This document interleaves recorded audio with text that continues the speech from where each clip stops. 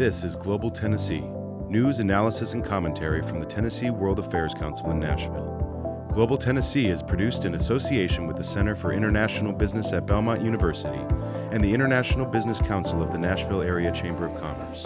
The World Affairs Council is a nonpartisan, nonprofit educational association, and the views expressed on Global Tennessee are those of the participants. Welcome to the July 14th edition of Global Dialogue, the International Affairs Speakers Program of the Tennessee World Affairs Council. I'm Patrick Ryan. This evening, we welcome Thomas Lippman, journalist, author, scholar on foreign affairs, especially the Middle East and energy. Tom is also a great friend of the Tennessee World Affairs Council and alum of our distinguished visiting speaker program. And he came to Nashville, Tennessee to talk with our folks here on two occasions. And we were just reminiscing about that. The day he had his name put on the outdoor billboard at the Holiday Inn in Cookeville, and in search of a good sushi place to find after a day's journey of talking to people. Welcome, Tom. Great to see you. Happy to do this, Pat. And hello, everyone. Good evening. Well, we had a great couple of trips there. I think you set the endurance record for visiting speakers at our World Affairs Council. We pretty well wore you out coming around, and I think on one day you did the Cookeville Breakfast Rotary Club, two high school classrooms in the morning, the noon Rotary Club, a high school in the afternoon, and then our global town hall, and then we went in search of sushi in Cookeville. Well, you know, that's right. I always like to hear myself talk, but that was a test. And that was bracketed with days up here in Nashville at Vanderbilt and a couple of other stops. I think you did the noon Rotary, the downtown club, and at Belmont, I think. Yeah, that's right. Yeah. Well, thank you for sharing your insights and expertise with the Tennessee World Affairs Council and our folks here in not just Nashville but Cookeville and all the stops that you made along the way. Tom, before we get going here, I just want to remind our audience that in addition to this program tonight, we've got some other terrific things coming up down the road, and I invite everybody to take a look at our calendar at tnwac.org/calendar. Next week, Carl Dean will be talking with Commissioner Bob Rolfe, Tennessee Economic and Community Development Commissioner. We have our weekly 2 p.m. news review with Dick Bowers, Breck Walker, and usually a special guest. On July 28th, Admiral Bill Owens, the former vice chairman of the Joint Chiefs of Staff, will be with us to talk about U.S.-China relations. A little further down the road, we have former Defense Secretary William Perry and Plowshares Fund Policy Director Tom Kalina coming to talk about the nuclear arms race. And a friend of Tom Lippman's, who Tom connected to the Tennessee World Affairs Council, will be with us in September, David Rundell, to talk about his book, Saudi Arabia at a Crossroads. Tom, I know you've got a book that you're going to be talking about, but any insights you can share with us about David Rundell? David Rundell served more time in Saudi Arabia in the U.S. Foreign Service than any other person in different capacities. Those of you who are familiar with how embassies work will know them all. He was DCM, he was head of the political section, he was the economics officer. He was everything except the admin officer at one time or another in different tours. And he's really made his home in the Gulf. When I saw him, he was living in Dubai. And we blurbed each other's books. Terrific. Well, we look forward to that. And I'll just remind our audience, if they have a chance to look at our website, tnwac.org, please consider becoming a member or donating to the World Affairs Council. That's how we continue our operations. And I think if you look at our calendar and you look at the quality of speakers like Tom Lippman tonight, you'll be interested in becoming a member of what we're doing. And Tom, let's talk a little bit about your background. You're the only guy I know personally who's got a Wikipedia page. Yes, and you know what? It's wrong. It says I was born in 1939. I'm not that old. Okay, well, we didn't put your age on there, but it did talk about your background with the Washington Post, Middle East bureau chief, and you also held down the post there in 2003 as the head of their Iraq war coverage. You cut your teeth with the Post in Vietnam, is that right? Well, I got my start in overseas reporting at, like many American journalists. Um, I, I was lucky we had a good war. I know that sounds terrible, but when you're looking to break into international reporting, wars consume people. They need more reporters over X amount of time than they would otherwise to go there and do that. And so I got my chance by going to Vietnam as a correspondent. It was very late in the war. Nobody cared much anymore, but it was an opportunity for me. Before that, I'd been covering mostly local affairs. And as with a whole new generation in Iraq, that's the way I broke into international reporting. And if you don't mind my saying a word about that, when I finished up in Vietnam, my bosses thought I had done a pretty good job. And my reward for that would be another international assignment, which of course I wanted. And I told them that I would go anywhere except South America, because there was no news in South America. And the dart hit the board at the Middle East. I would have gone to Eastern Europe or Africa or Tokyo. They offered me the Middle East and I took it. I've never been able to extricate myself. Well, I have a similar story in the Navy. I wound up in the Middle East. The Navy recruiter gave me a choice of which coast I wanted to go to, and being from New York, I chose the East Coast, so they sent me to Bahrain. That's the Navy's idea of the East Coast. So I share your interest in the Middle East in that respect. We also have some books here of yours to talk about, and here is your most recent book, Crude Oil, Crude Money, that I'm really looking forward to hear you talk about tonight. But we also have quite a list of books that you have produced over the years, and even as far back as the Washington Post Desk Book on Style. I assume that was when you were still with the Post. But then most of these were after you left the Post. Is that right? Well, that's correct. I mean, after 9/11, like a lot of other people, I had retired from the Post, and I was working for a company that was hemorrhaging clients, and I found myself in need of something constructive to do. And it occurred to me that because of 9/11, there was going to be a whole lot of interest in the United States about Saudi Arabia, a country people thought about in terms of oil and veiled women. That's what they knew about it. The first book written by an American who had lived there was called Kings and Camels, which will give you a level of the depth that brought to its study of the kingdom. And it was time for Americans to know more about Saudi Arabia. So I went to work on Inside the Mirage, in which I recounted the entire story of this peculiar relationship and how it developed and has evolved over the years, going back to the time before oil, when the only Americans who went to the Arabian Peninsula were missionaries from the Reformed Church Missionary Hospital in Bahrain, who would go across the channel to Saudi Arabia to provide medical care to a place that otherwise didn't have any. A story that most Americans don't know anything about to this day.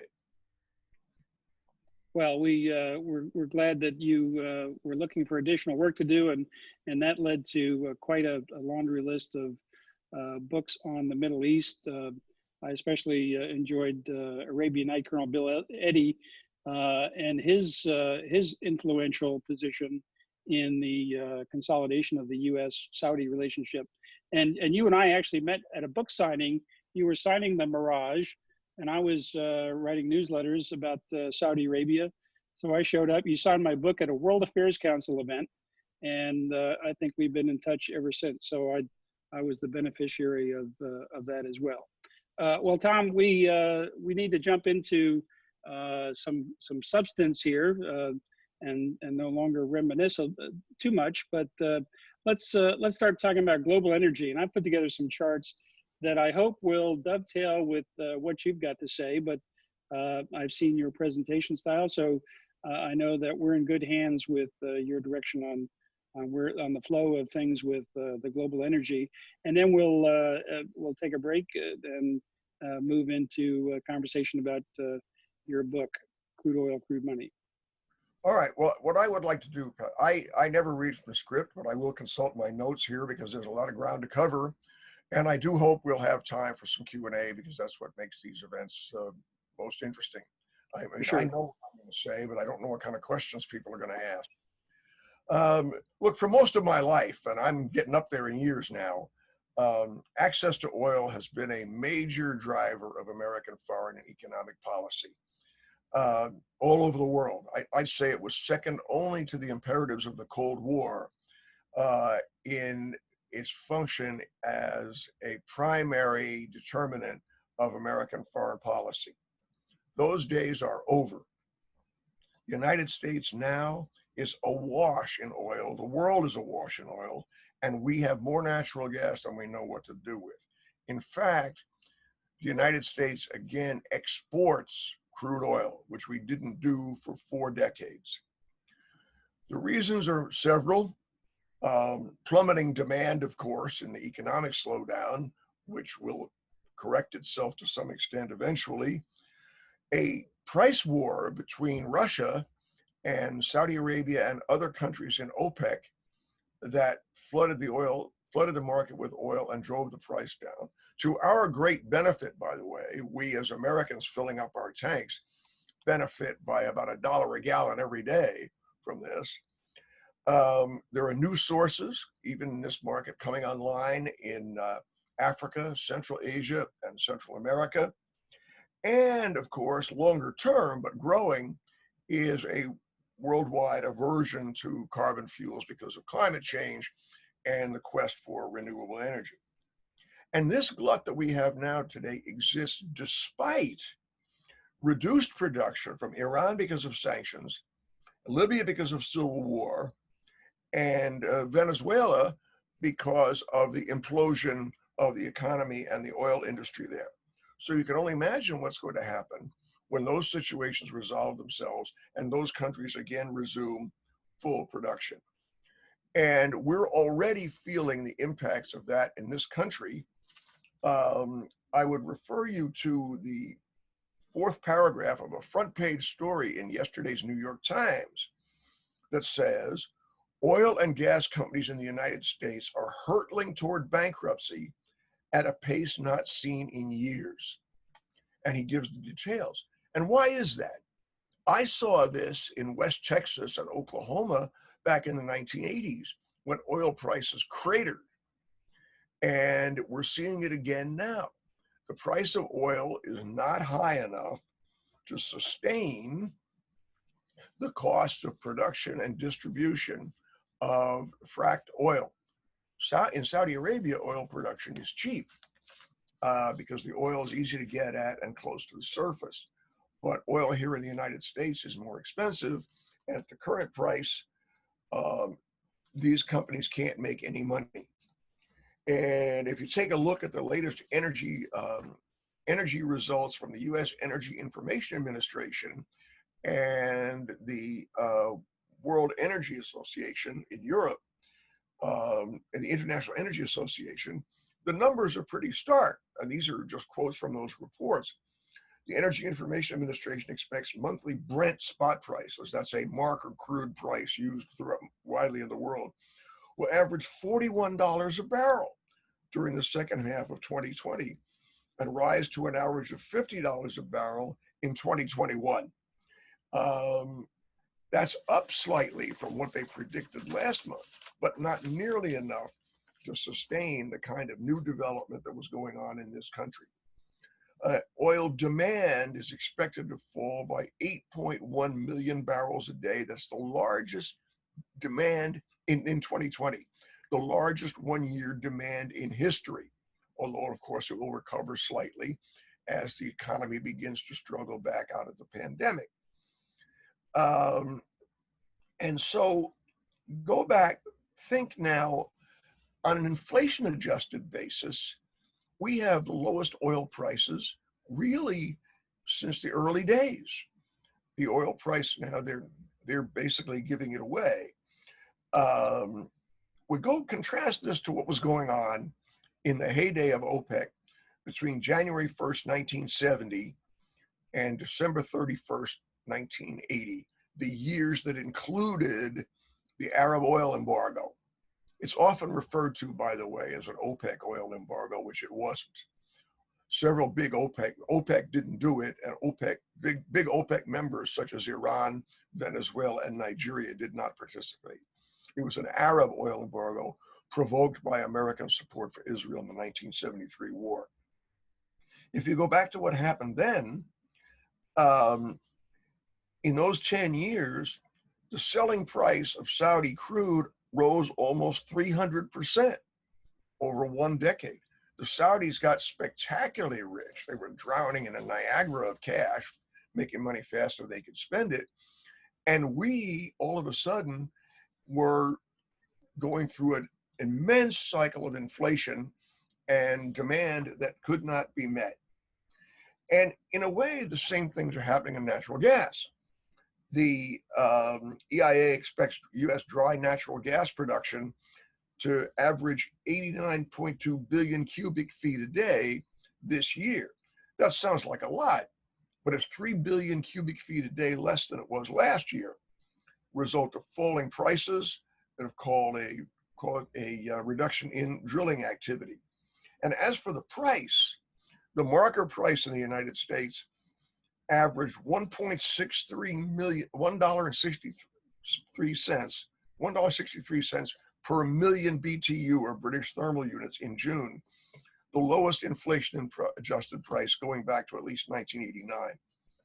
And the EIA, the U.S. Energy Information Administration, expects falling production will put upward pressure on prices through the end of 2021, but they're not going to be what they were. So in short, the domestic and global energy situation is radically different from what it was really for more than half a century. Beginning in the fall of 1948, just about the time Harry Truman was being elected to a full term as president in November of 1948, the United States for the first time became a net importer of crude oil, of petroleum. We produced plenty of petroleum, but the line of production and the line of demand crossed in November of 1948. And for half a century after that, the question of how we were going to fill that gap, who was going to supply it, how we could secure that oil, and at what price was a fundamental component of US policy all over the world. And just to give you an example of how urgent it was, a few months after that happened, in January 1949, President Truman approved what became known as the Denial Plan, a plan developed by the CIA that basically said, if we can't have it, neither can anybody else. That is to say, it was designed to take the oil supplies of the Persian Gulf region, beginning with Saudi Arabia, and set it up so that if for some reason, domestic coup, invasion, whatever, that oil was not available to us, it would not be available to the Soviet Union or its client states. And the CIA, with the cooperation of the Arabian American Oil Company, actually wired the oil facilities of Saudi Arabia so that they could be exploded by a guy pushing a plunger on his way out. And eventually that program collapsed because the oil companies couldn't get the cooperation of the producing governments. But that will give you an idea of the extent to which oil was a driving factor. So, and that's the context in which to understand this peculiar deal between Aristotle of Onassis and the Saudis. That's the subject of my book. So Pat, if you want me to say more about the overall energy picture, I'll be glad to do that. Otherwise, I'll go on in the context of what happened in '54. Well, let's drill a little deeper, Tom, pardon the pun, into the energy picture there. And let's talk just briefly about what's going on in the current environment with COVID-19. I know that January, February, as we started this, the global inventories were already high and the prices had been under pressure for quite some time. Can you start us off there, or maybe give us a little of that prelude to what's going on now. But that all leads into the tension between Russia and Saudi Arabia and conflicts within OPEC, Venezuela being offline, those kinds of things. Well, remember that for most of the major producing countries, oil is their lifeline. The less oil they produce, the less money they have. And they have a dual interest in producing the maximum amount of oil at the highest price they can get. That has resulted in a competition among the producing countries led by Saudi Arabia and Russia. Russia is really a country heavily dependent on oil exports for its revenue. What else does Russia manufacture or produce that anybody wants other than weapons? Right? I mean, you don't buy poultry frozen in Russia and imported to the United States, right? Or children's clothing. Or televisions. And, yeah, we think of Saudi Arabia and the other Gulf states as dependent on oil. So you had a time of, you have greater vehicle efficiency all around the world. And so you had plenty of oil. You had overflowing storage tanks in the oil industry, even at the beginning of this year. And then with the onset of the global pandemic, look what happened. People stopped flying. The demand for jet fuel is probably about 15% of what it was on the 1st of February. People stopped driving. And so the demand for gasoline dropped through the floor. To the extent that commerce dried up, people stopped shopping. The demand for trucking cratered. All those industries were oil-consuming industries at a time when there already was plenty of oil. Heaven knows what would have happened if Venezuela and Iran and Libya had been producing at full capacity at that time as well. And we haven't come out of that yet. So we still have way more oil available than we need. And meanwhile, as you may have read the other day, the Trump administration continues to open new areas of the United States to oil exploration leasing. The Brazilians are still developing new offshore resources. There's still more oil in the future. Right. The news today talked about Iran, China coming to an agreement, and Iran promising discounted oil to China. Can you talk a little bit about U.S. sanctions in the case of Iran and Russia? I know there's some sanctioned oil field equipment in Russia and Iran. There's the post-Iran nuclear deal sanctions that are back in effect. But how do these sanctions, especially in the case of Iran, affect the global market? And China apparently will be sidestepping some of those restrictions. Well, let me start at the Chinese end of that. Keep in mind that the flip side of Russia's dependence on oil exports is China's dependence on oil imports. China is heavily dependent on imported crude to run that surging economy. China has been, for example, since 2009, China is the biggest single purchaser of crude oil from Saudi Arabia. So and they purchase a lot of oil from Iran. So when the United Nations and the United States particularly the United States, imposed sanctions on Iran, new sanctions, after we pulled out of the nuclear agreement, a lot of countries around the world, particularly in Europe, simply stopped buying Iranian oil. And so the Iranians are doing whatever they can to find markets for their oil in whatever countries are willing to distance themselves from the United States and do business with Iran. One example is the cargoes of Iranian oil that are seaborne on their way to Venezuela, Iranian gasoline that are on their way to Venezuela, which has essentially lost the ability to refine its own oil to produce gasoline. What an irony. Yeah, exactly. Well, Venezuela is a rogue state. So you can see that they're not going to be deterred by US sanctions, right? The Iranians need to find some way to raise revenue.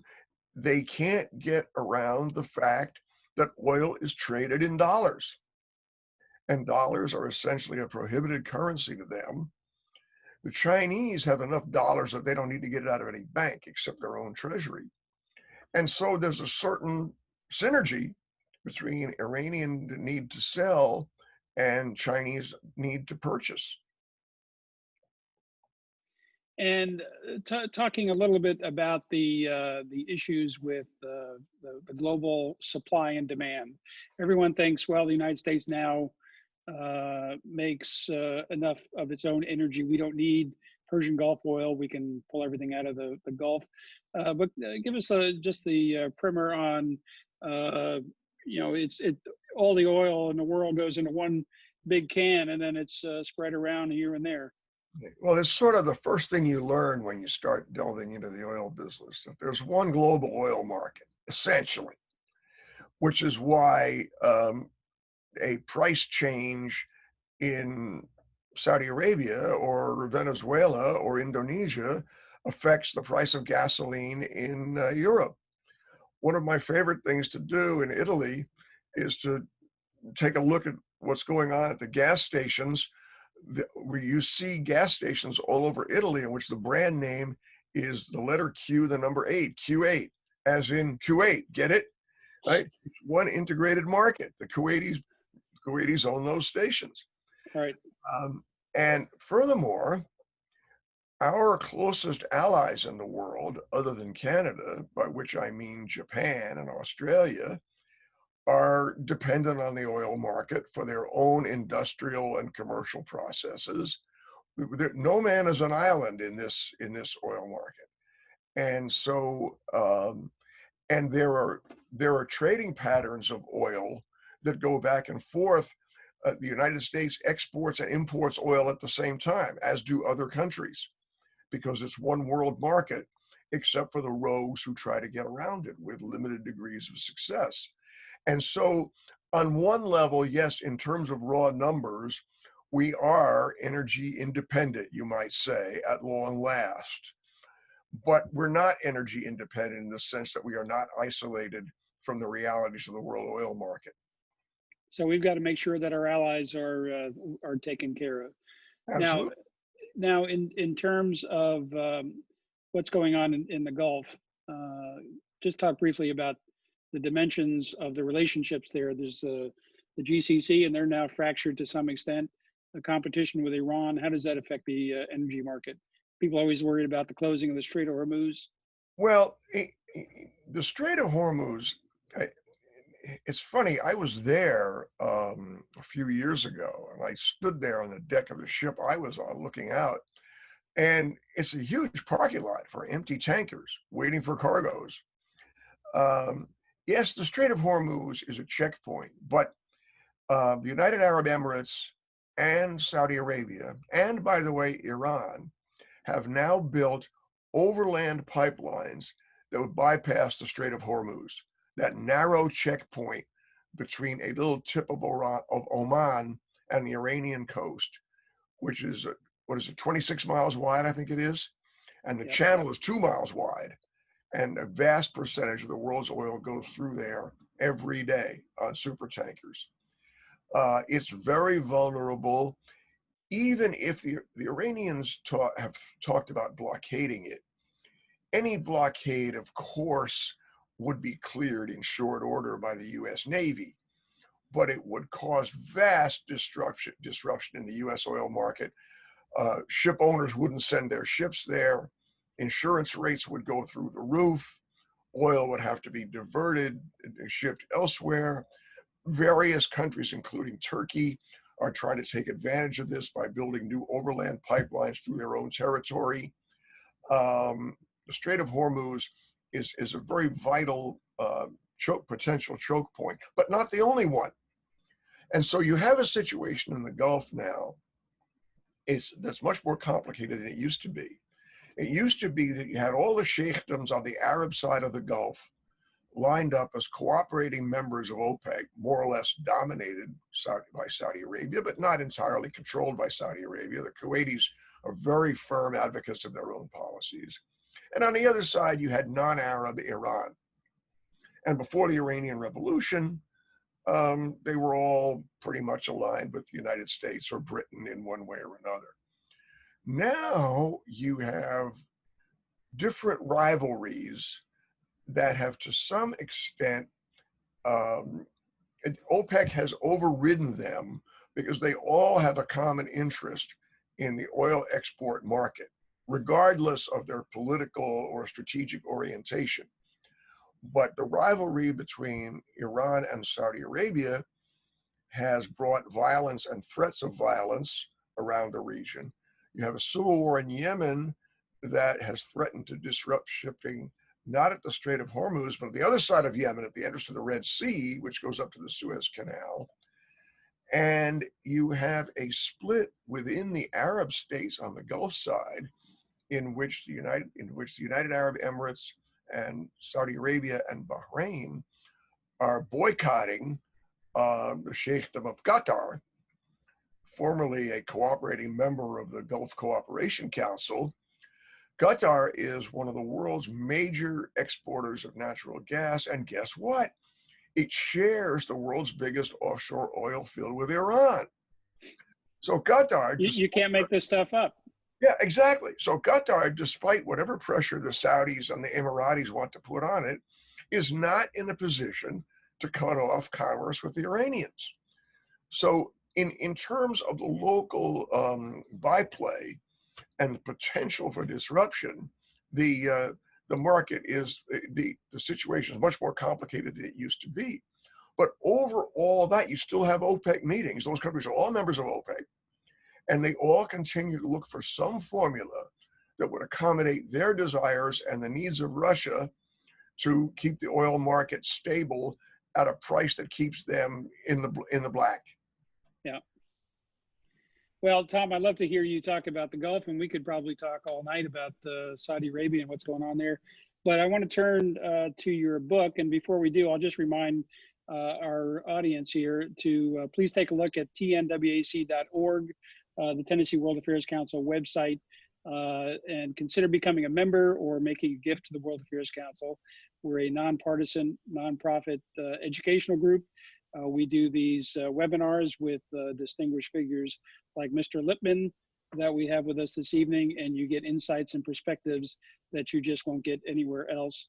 So help us pay the light bill, and also support our educational outreach programs that we do with high schools and universities, and we will appreciate that. Now, Tom, let's get into your book, and I will throw up a slide here and let people see what the cover looks like. But go ahead and start us off with crude oil, crude money. And let me just say briefly, I assume most of you know this, but a team of geologists and oil explorers from Standard Oil of California, or Chevron, discovered oil in Saudi Arabia in 1933. Before that, all the major oil resources in the Gulf basically were controlled by British and other European interests. This was the American entree into the Gulf, the discovery in 1933. And Chevron, later joined by Texaco, Exxon, and Mobil to form the consortium known as Aramco, Chevron signed, I think it was a 60-year agreement with Saudi Arabia that gave the Americans exclusive control over the oil onshore and off in most of Saudi Arabia, in what was anywhere known to be the oil-producing regions of Saudi Arabia. They had the American company had the right to look for it, find it, produce it, process it, ship it, sell it. It was all American. And it forged a necessarily very close working relationship between the United States and Saudi Arabia. By 1954, Saudi Arabia was finding its way as a country. It had been one of the poorest countries in the world, and it really didn't start major oil exports until after World War II. By 1954, money was coming into Saudi Arabia. the Saudis were beginning to have differences with the United States over certain issues. It had begun with Harry Truman's immediate recognition of Israel in 1948, but there were bilateral issues as well, including the reluctance of the United States to sell weapons to Saudi Arabia. In November of 1953, King Abdulaziz Al Saud, the founding king of Saudi Arabia, died. And he was one of the giants of Arab history. And with his death, the worst decision he made in his long, fruitful life was his choice of a successor. Instead of the ascetic and disciplined Prince Faisal, he chose his oldest son, King Saud, who was a dissolute and incompetent, unfortunately. But he had strong ideas. And so Saud became king in November of 1953. And he was looking for ways to jerk the Americans' chain, basically.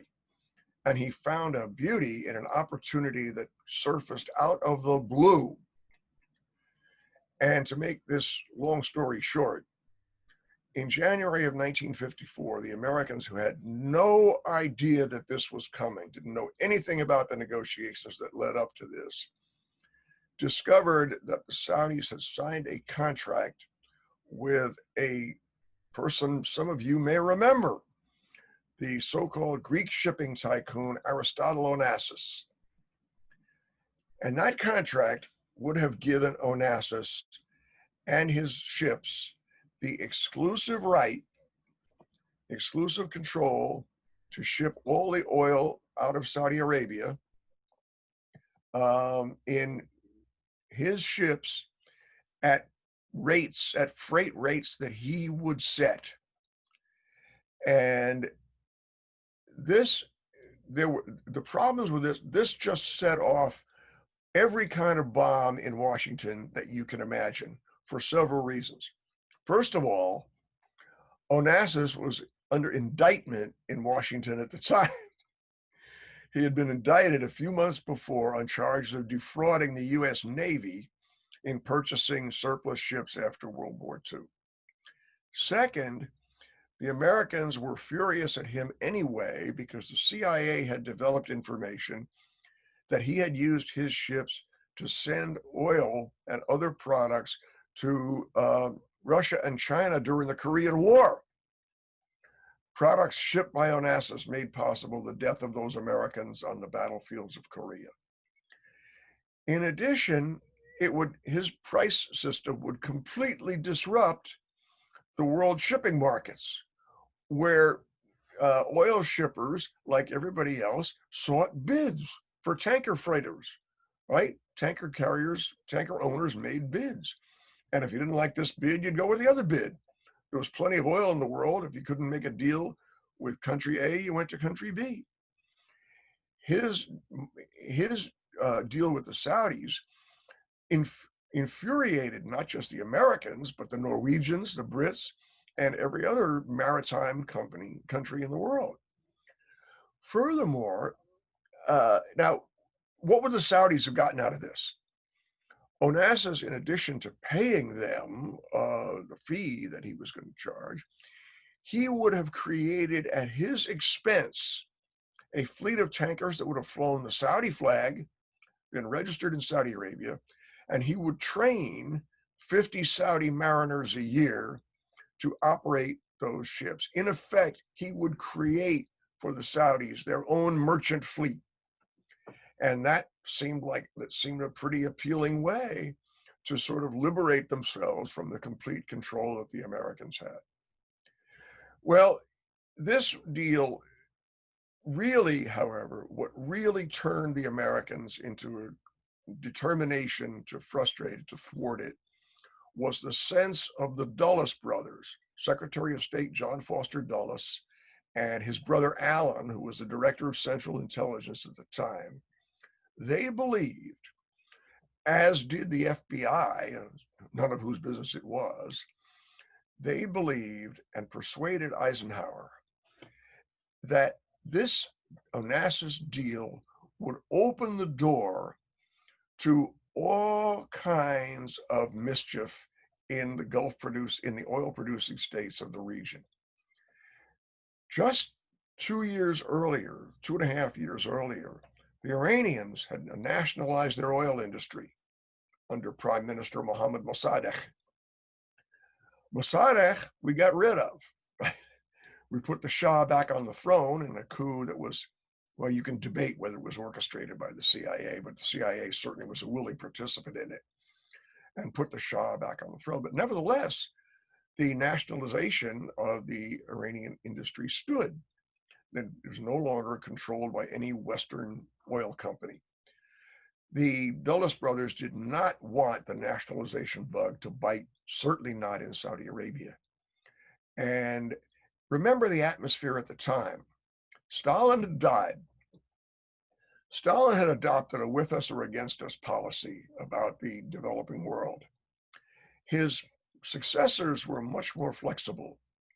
They wanted to reach out to neutral countries of the developing world and help them in an attempt to win them over to the Soviet side of the strategic ledger.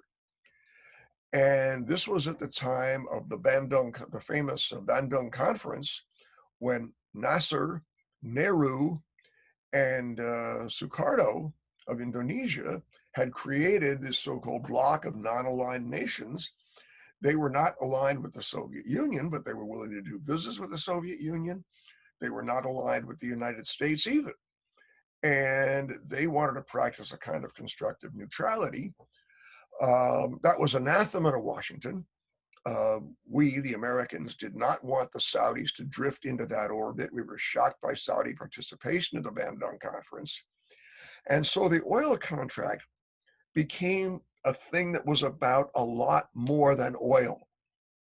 It was about the Cold War. It was about the struggle for influence throughout the Middle East with the Soviet Union and its agents. It was about the rising influence of Nasser, who did align himself with the Soviet Union, as did other Arab countries.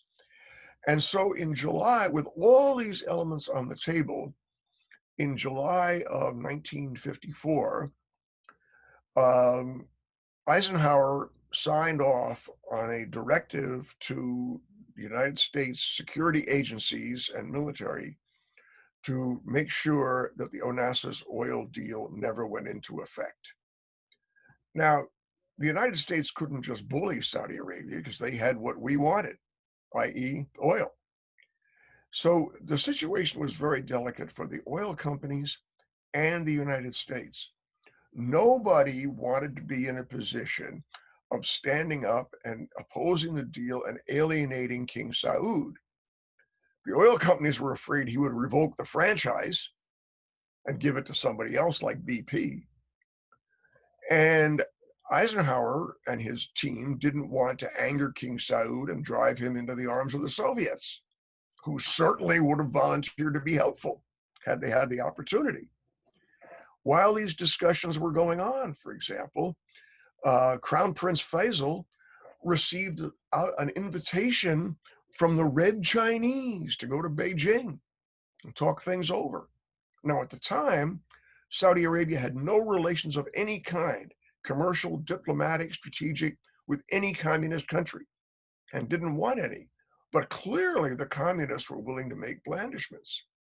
And so the question was how to find a way to make sure this contract never went into effect without leaving any fingerprints.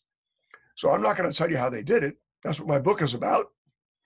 You got to go out and buy it for yourself. It's a great book, buy multiple copies. But that's what the book is about. And I might just say that when we finally got through that crisis with the Saudis, many more ensued and continue to ensue over the years of dust-ups in relations between the United States and Saudi Arabia. Some of them are well known, such as, well, right up to 9/11 and Saudi Arabia opposition to the invasion of Iraq. Some of them less well known, like this Onassis oil episode. Somehow the relationship always endures because both sides need it. Well, Tom, that was a terrific preview, and I'm sure people are now dialing up on their computers, Amazon.com to take a look at your book. I'm certainly looking forward to getting a copy of it. And I'll mention, I don't know if you saw this in the email, that we will present a copy of your book to one of the names of our participants tonight who are active, currently dues paid up members of the World Affairs Council. And that's easy to do. If you become a member in the next 24 hours, you're eligible for the book prize. So, and if you want to stay up all night reading. Yeah, if Tom's introduction has teased you enough, you can either go out and buy the book directly or become a member of the World Affairs Council. And if you look at the number of folks who are in the queue with you, I don't know how many of them are active members of the World Affairs Council. There are a few, but we will give the book away to a World Affairs Council member who's in our audience tonight. Tom, let's just talk, and I should also heartily recommend Mirage, the first book of yours that I read. It's about the history of Saudi Arabia from the beginning of the American relationship up until I guess about the 2005 era, the middle of the aughts, when the book was delivered. But they're really, Saudi Arabia is kind of a mysterious place, as Tom mentioned. Probably the only notable book before that was Camels and Oil. Is that the title? Camels and Kings? Kings and Camels. Kings and Camels. So if you really want to understand what's going on with Saudi Arabia and put into context the current relationship, the Mirage is another terrific book. Tom, let me just ask a question, and I'll remind folks to put some questions in the either the Q&A tab on your Zoom screen or even in the chat box, and we'll pass those to Tom. But talk a little bit about that foundational period. Franklin Delano Roosevelt went to the Red Sea, the Great Bitter Lake, and met King Abdulaziz on the USS Quincy in 1945, after Yalta and just before FDR passed. But that was kind of the linchpin of the relationship. But then those first 10 years, things were still settling out. We were settling into the Cold War. The Saudis were settling into their newly found economic strength, and you described excellently in Mirage what the kingdom was like. No roads between major cities. If you wanted to get somewhere, you drove out across the desert or got on one of the few airplanes that existed. So that could have turned out a wholly different way. What sort of guided the direction of those early years, that first decade in that relationship? Well, what happened was that as oil, the first oil was exported in 1939.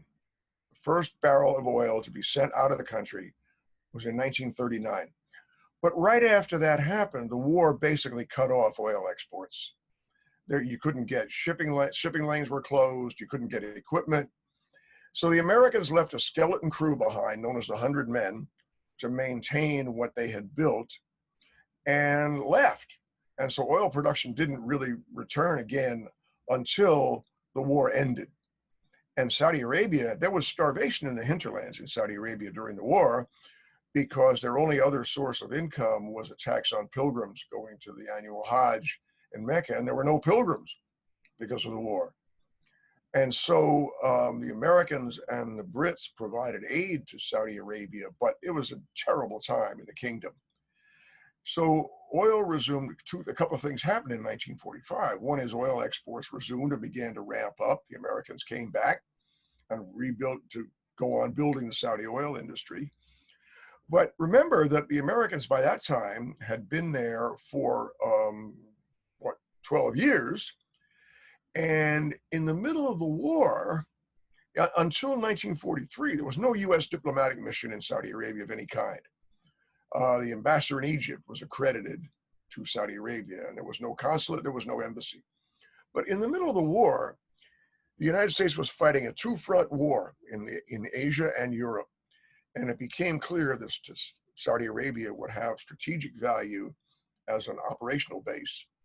just about the time Americans who knew about the oil business began to predict that the Saudi reservoirs would be crucial after the war. They basically predicted what happened in 48, that we would begin to need to import oil.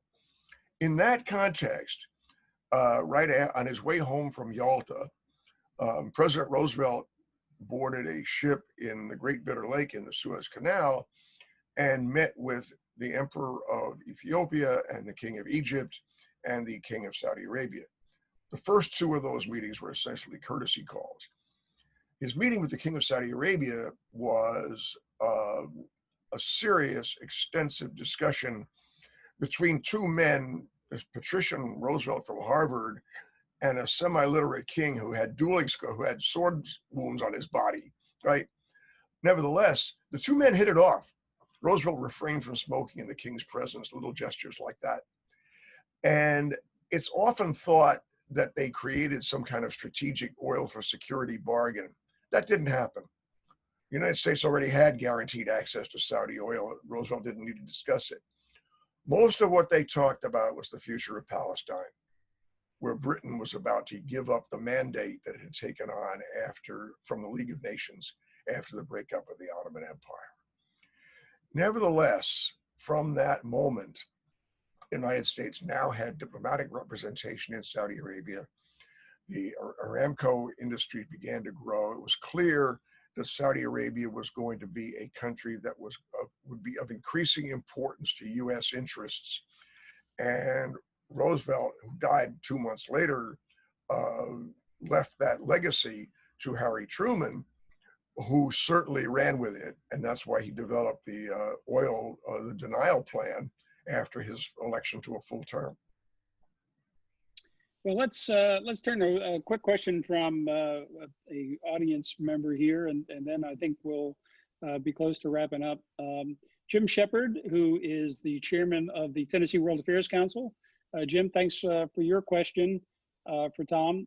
Jim writes, given the current situation where the world has an excess of oil and natural gas supply and the strong trend to move away from hydrocarbons to renewable energy sources, the future economies of the OPEC countries and other oil-dependent economies are very tentative. This has the potential for significant social unrest in these countries. What are your thoughts on how U.S. foreign policy should be crafted to protect the interest of the U.S. and to the world as a whole? So as the world decouples from hydrocarbons to some extent, what's going to be the impact on the what's the word, rentier states? Well, I worked on a project that was based at George Washington University a few years ago that basically asked the question of why do we need troops in every place out in that region from Incirlik to Diego Garcia? Like, what are we defending out there? And it's a fair question. It seems to me that our policy is not, or should not be, to defend any particular regime. Our policy should be to make sure that we maintain stability, avoid a nuclear arms race at any cost, and try to make sure that the oil keeps flowing and nobody attacks Israel. And as we were willing to demonstrate briefly after the Iranian Revolution, we would have dealt with the revolutionary government. We still had an embassy in Tehran. And so we're not looking, or shouldn't be looking, to protect regime A in Sheikhdom A if it turns out that the people want to do something else. In fact, though, there is certainly in Saudi Arabia, there's very, very little impetus for the kind of domestic political upheaval that would bring the downfall of the regime or civil war or anything else. The Saudis have good lives. Their country's peaceful. Their country is secure. They don't have school shootings and fentanyl overdoses, and they don't want them. Pretty much everybody in Saudi Arabia benefits in one way or another from the status quo. Big business is on board with the regime. And the Saudis are perfectly well aware that the oil era is coming to an end. And like all the other countries out there, they're trying to prepare for that, partly through the development of immense sovereign wealth funds and partly through diversification of the economy, which they have not succeeded in doing, but they're better at than they were before. But there's going to be some other countries that are less prepared to deal with the what so-called end of oil, and I don't know that there are good solutions for them. No, Iraq is a good example, right? Yep. If the Iraqis couldn't sustain themselves on cash from oil, could that country stay together? Right. You know, Iraq is an artificial creation in the sense that Saudi Arabia is not. Iraq was created by a bunch of Europeans with pencils on a map. Yeah. And so who knows if that's sustainable? Iran is something else. Iran has a civilization that goes back almost as far as China's, and I'm not worried about the Iranians. Yeah. Another question in the same vein from Bob Teague, and Bob is the president of the United Nations Association here in Nashville. And Tom, you may not know that it's called the Cordell Hull chapter. Cordell Hull, the father of the United Nations, being a Tennessean. It's the longest chapter in the UN Association fold. Bob, he starts out his question, I'll abbreviate a little bit, but he says oil is poison to the earth, to the climate, to humans, and all life. It goes on in that vein, but he asks, as the oil industry drives the earth to ruin and its toxicity remains, what steps can the remaining people take to save lives and limb on earth? And I won't presume that you're an industrial engineer or an environmental technician, but you've been around oil companies for a while. Maybe you could answer it in a way to describe what oil companies, how are they preparing for the end of oil? Well, I mean, there are oil companies and oil companies, you know. I mean, the world's biggest oil company is Saudi Aramco. And Saudi Aramco, the Saudis They have no plan B. which is state owned, of course, right? Many Yeah. big oil companies are state owned, except in the United States. In a country like Saudi Arabia, which has a huge domestic oil shortage, right? I mean, they're consuming more and more of their own oil to generate electricity. They have at least a nominal commitment to solar and to alternative energy. Other oil companies, they have now invested in natural gas, which is the immediate short-term alternative to oil. But that's sort of like asking, you know, what the American Buggy Whip Company was going to do in 1905. You know, I mean, Ahmed Zaki Yamani, the great witty Saudi oil minister of the OPEC days, Yeah. used to quip that the Stone Age didn't end because the world ran out of stone. All right. The implication was that there'll still be oil in the ground when we stop using it. What the Saudis want is for that oil left in the ground to be other people's oil, not theirs. And so they don't want to drive the price up so people stop using it. But what the free market oil companies, publicly traded, responsible to their shareholders, are going to do about this, I don't know. And what they should do, I don't know. Yeah. Well, Tom, this has been a great evening, well spent, and we appreciate you coming to us from suburban Washington, D.C. No, you're in the district. I live in the city. You live in the city. Well, hopefully, inshallah, you'll have a couple of senators one of these days. I know that's a burning issue in the district there. Well, not to me personally, but to a lot of my citizens, it is. Look, sure. if you have people there who want to send me a question by email or something, I'm happy to do that. You can give them my contacts, and because I've got, like everybody else, I got time on my hands. Well, the book is Crude Oil, Crude Money, Aristotle, Onassis, Saudi Arabia, and the CIA.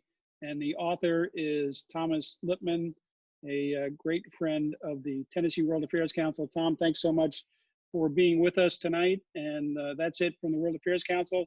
We appreciate you coming. We appreciate your membership. and your financial support to keep the World Affairs Council up and running. Take a look at our calendar on the website. You'll see some terrific programs coming up, and we invite you back for more. Tom, again, personally, and on behalf of the World Affairs Council, thanks for taking part of your evening, and we look forward to seeing you again next time. My pleasure. Thanks, Pat. Bye-bye. Everyone be safe.